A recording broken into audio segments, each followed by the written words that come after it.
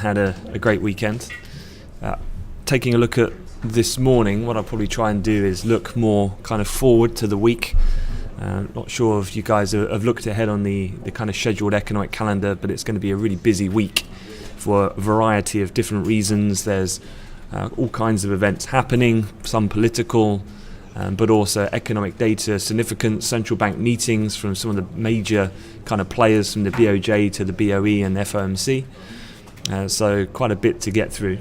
So let's get right down to Friday. And unfortunately for me, I actually had to lecture most of Friday afternoon, so I actually missed the bulk of what looked like some of the best market movement cross-asset that we've had in quite a while.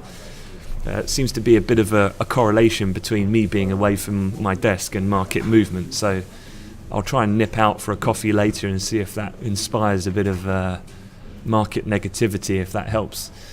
But obviously, GDP came out, as I understand then, considerably stronger than expected.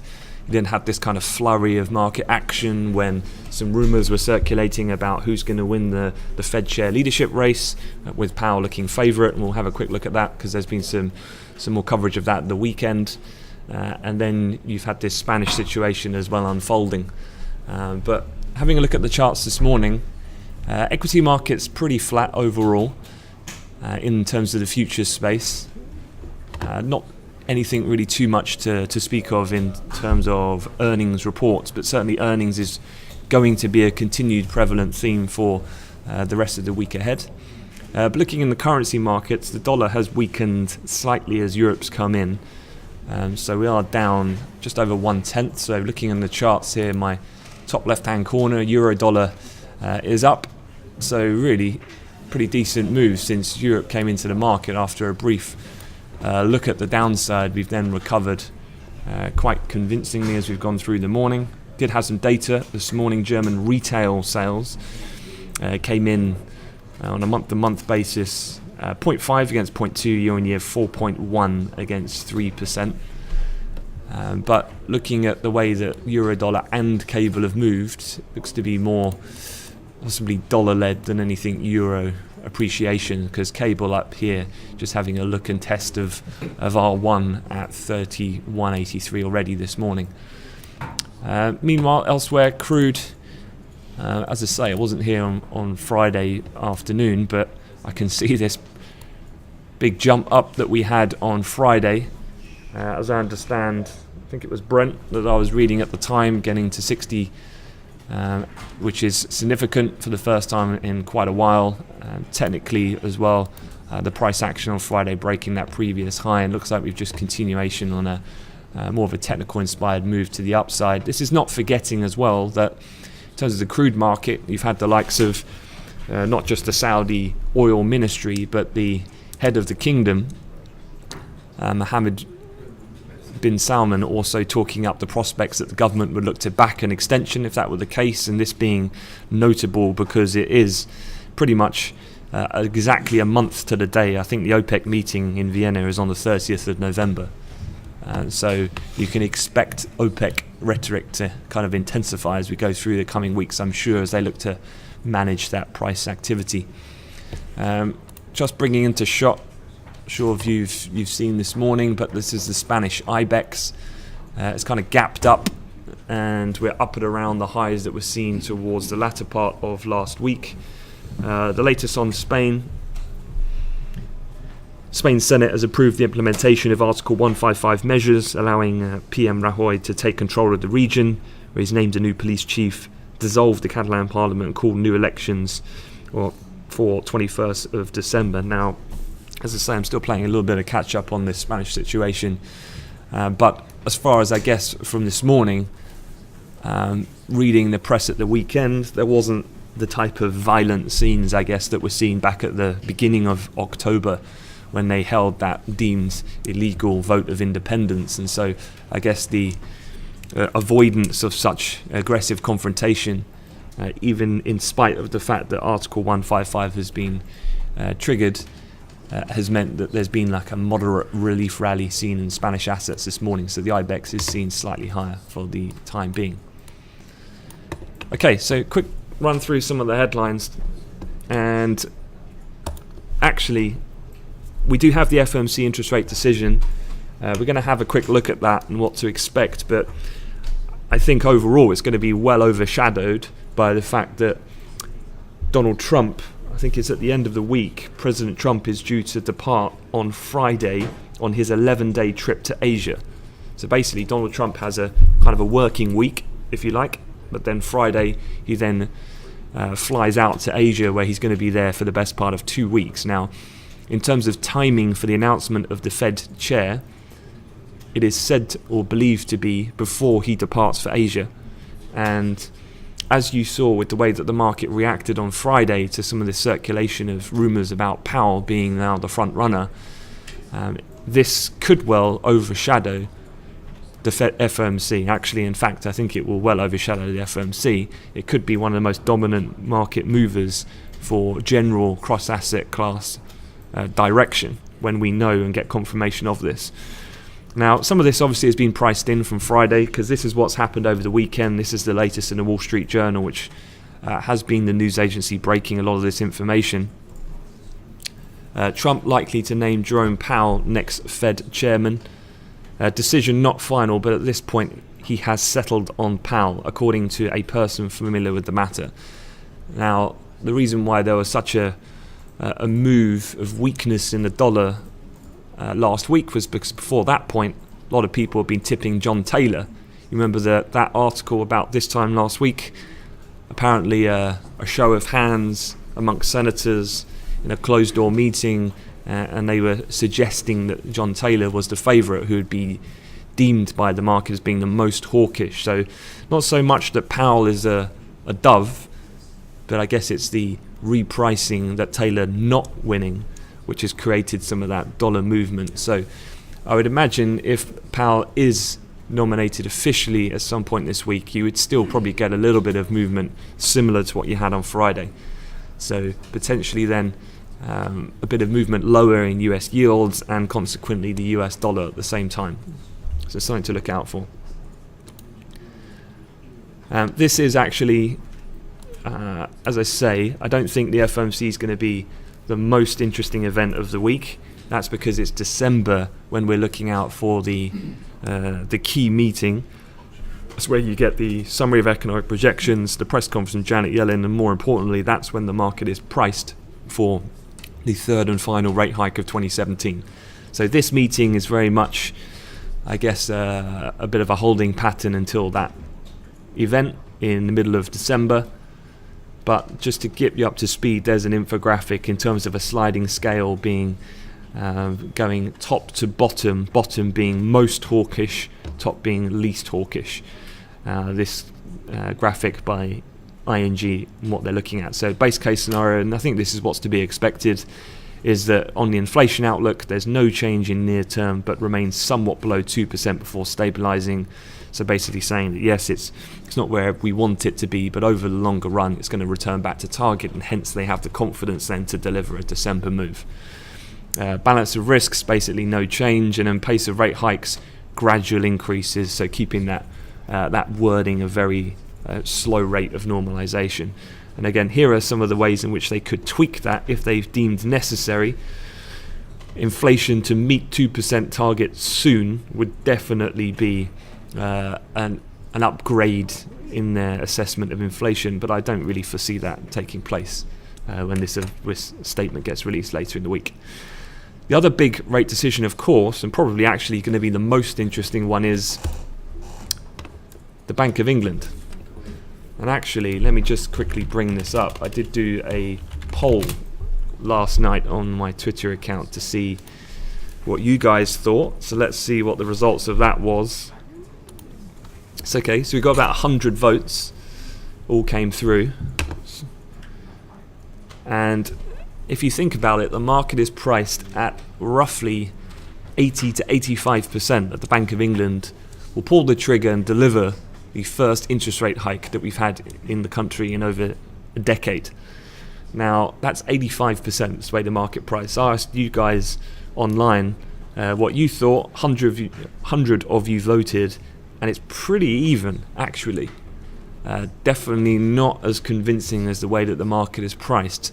So what I'd suggest is that I think that either way is going to be an incredibly impactful event for the pound in the short term.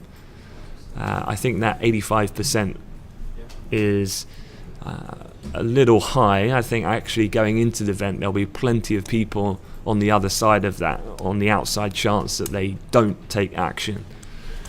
But obviously, as we know, this will be the November meeting for the Bank of England, so this is important because it's not just about the interest rate. You're also going to have that first and foremost, but also you've got the vote split, you've got the minutes, and you've got the quarterly inflation report. So the reason why a lot of people are favouring the fact that the Bank of England are going to pull the trigger this time is not just because of inflationary conditions, but also the Bank of England does tend to like to move when they have the kind of transparency of the quarterly inflation report, where they'll get to unveil latest forecasts for growth and inflation, and also Mark Carney and his senior members of the MPC get to hold a press conference to answer questions to mitigate any accompanying market volatility if they do decide to hike. This is basically what it's going to come down to, is the vote split. Now, this is ING's base case. They're one of the banks in the majority who expect the bank, under the kind of the force of inflation, are going to need to take action, and they're looking for a 7-2 hike. So they're suggesting that most members will vote for a hike, but Ramsden and possibly Cunliffe and Tenreiro, the two newer members, might dissent and go for a hold. The point being is that inflation at a peak, but wage growth still expected to take off in 2018. So what they're suggesting, if you remember, unemployment rate is continuing to decline to the levels not seen in multiple decades, since I think it's going back to kind of 60s, 70s in a lot of measures in terms of the UK jobs market. And so that tightening of the labour force they foresee then should start to feed through. And then wages should start to pick up going into next year. Well, that's how the theory holds. On the opposite side, you might get a dovish hold. So this is for the other 15% of the market, let's say, who are looking for, they're not going to pull the trigger. Haldane joins the fray, but rate hike decision deferred until February. And of course, February, the reason for that month specifically is because that's when the next quarterly inflation report is due. I, for one, actually think that this is what's going to happen. So I'm putting myself in the minority, thinking that the Bank of England are going to hold.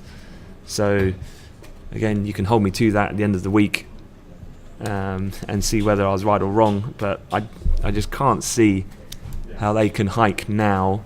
My thinking being that not just because of the political impasse that we're in with Brexit at the moment and some of the ongoing domestic political turmoil that seems to be never ending for the Conservative Party, but the backdrop of still weak wages and other economic measures like retail sales that I saw a measure at the end of last week dropped off a cliff in the last month.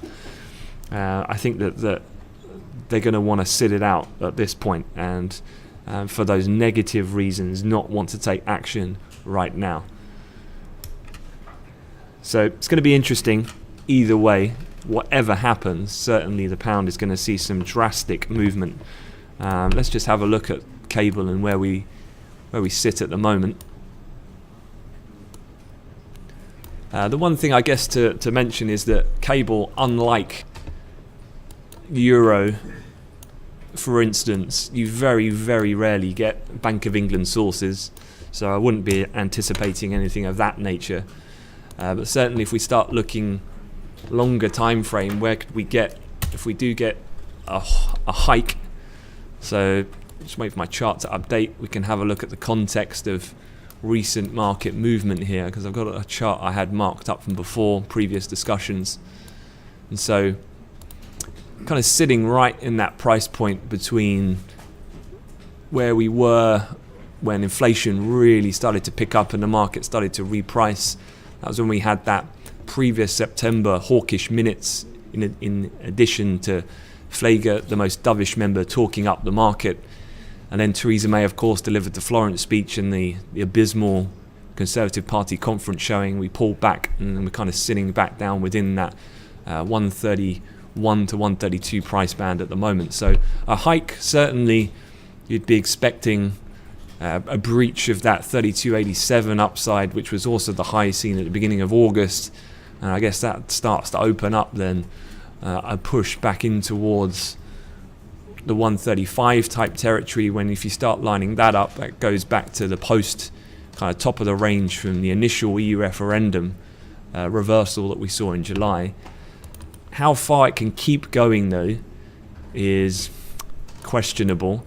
I certainly think that the Florence highs will be the high for the time being, because irrespective if we do move up and they hike, I think overall the way that these Brexit talks are going, the political weight is going to continue to intensify on the pound, and so even if we get a move higher longer term, we're still going to move lower, I think. So because this is one of the major points that I think about the Bank of England hiking, is that okay, they hike once, but what net effect is that really going to have on inflation? Central banks typically, you hike once is the commencement of a hiking cycle. Much like the Fed this year, obviously delivering multiple rate hikes.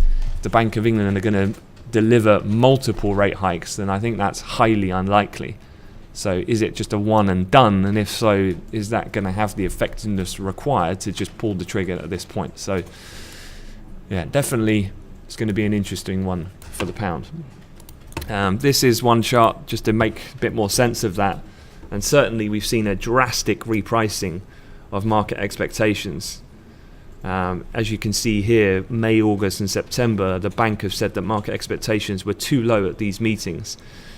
So number of rate hikes priced by overnight index swap markets. You can see we weren't really pricing until we've got to September. More recently, this is when we started to get a pickup in inflation and hawkish commentary.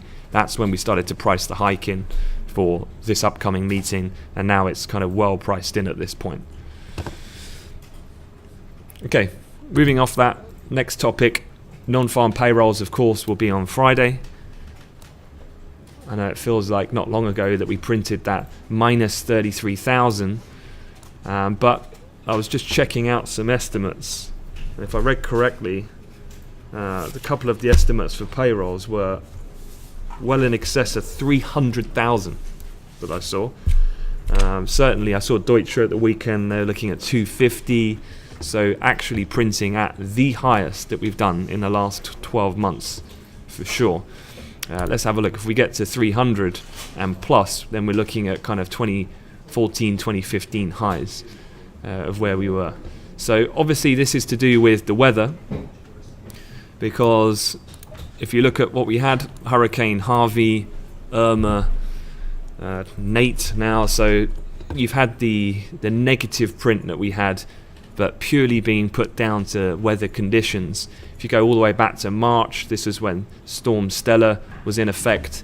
So the market, I think, is pretty comfortable with the fact that jobs data should rebound quite comfortably. We've seen that in terms of the way that jobless claims, for example, spiked up when the weather hit, and now they've come right back down to trend, if not even better situation than they were pre the weather pattern. So I'd be expecting a pretty decent move back. What does this overall mean? Well, I don't think it really changes the needle too much. The Fed are going to hike in December as far as I think I'm concerned, and as far as the market is positioned for. So one thing to speak of though, whenever you have non-farm payrolls, of course this means in terms of economic data, you'll have the likes of ADP on Wednesday and the other jobs data to look out for and able to formulate a better perspective of what we think this number is going to come out as. But we're looking for a pretty robust bounce back in payrolls come Friday. The other thing is US earnings season. So to date, 55% of the companies in the S&P 500 have reported so far.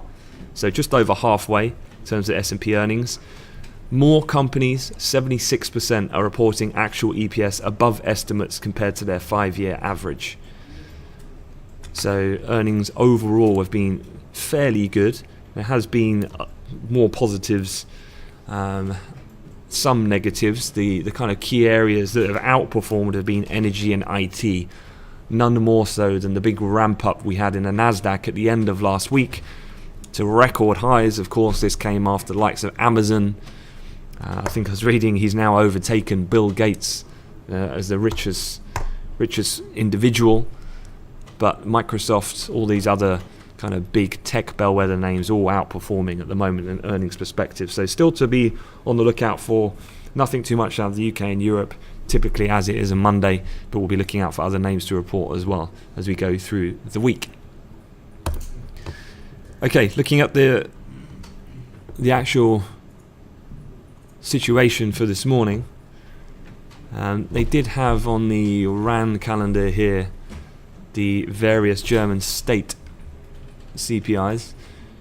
I haven't seen too many that have come out so far, so I continue to look out for those. Hasn't really had much in the way of any meaningful impact though on the market thus far.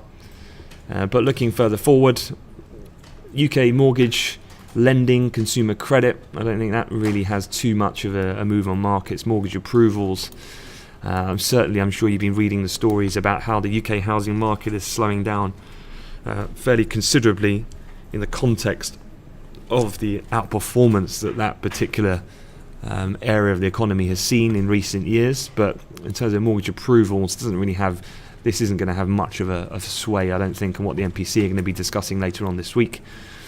Going into 10 o'clock, you get the various sentiment numbers coming out of Europe. I know these sound quite interesting: economic, industrial, services, consumer sentiment, but none of these really have too much of an impact either. Actually, it's really the afternoon that's going to carry the most significance. That's because you get one of the Fed's more preferred inflationary measures. This is being the PCE numbers. So they'll be coming out. And if you check out the calendar, don't forget, US data is at 12:30. Of course, UK calendars or clocks changed at the weekend, but America hasn't as yet. So American markets, they'll start coming in instead of around midday, it'll be around 11 a.m. That means Wall Street Open is now at 1:30 this week, not 2:30.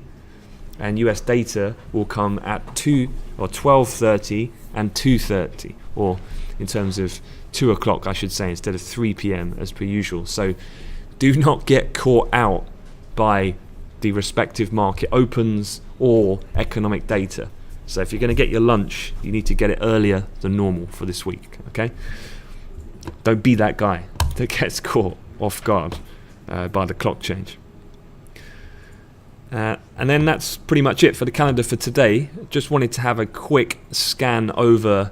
This is the week in its entirety. I know it's a bit small, but I did send it out to you already in terms of the economic calendar of highlights. So let me just run through you what to look out for and how to kind of this week's going to be shaped. You've got the PCE numbers today with personal spending reports in the US. Also, quite interestingly, politically, you've got Angela Merkel due to meet leaders of the Free Democrats and Greens in the latest rounds of those talks in order to form that Jamaican coalition. So still on the lookout for that. Tuesday, overnight, you get the Bank of Japan interest rate decision, their quarterly outlook report. You also get China's October PMI readings, and you get the flash October PMI print CPI for the euro area. And that's obviously definitely key, just going over what the likes of Draghi were saying yesterday last week in the press conference about inflationary conditions. Definitely need to be on the lookout for the CPI numbers there. Also Tuesday, Brexit update. Secretary David Davis is questioned by the House of Lords EU committee about the state of Brexit talks. Not that I think he's got a lot to say on the issue, but certainly that will be something to keep an eye on. Wednesday, you get ADP employment. So obviously this then on the run-up to NFP. You've also got the FOMC meeting in the evening, but no scheduled press conference from Janet Yellen. Remember, this is just the one and done statement. We're not expecting too much from the FOMC this week. It's December, which people are looking to. Thursday's the big one. That's the Bank of England meeting, minutes, quarterly inflation report, press conference with Carney. So the full Monty, that's going to be a real big event on Thursday. And then Friday, you get the remaining kind of case-in PMIs for October from China. And then, as I said, Trump is then departing off for Asia. So before then, we're going to be expecting an update potential formally announcing who his nomination is for the Fed chair. And obviously that's going to be a big determinant, not for the December rate hike, because even if Powell, don't forget Yellen's still there till February, so that December hike, it is going to happen. But what the markets are going to do is already reposition themselves for what it is that's going to happen in 2018 and beyond in terms of a rate hike trajectory going forward.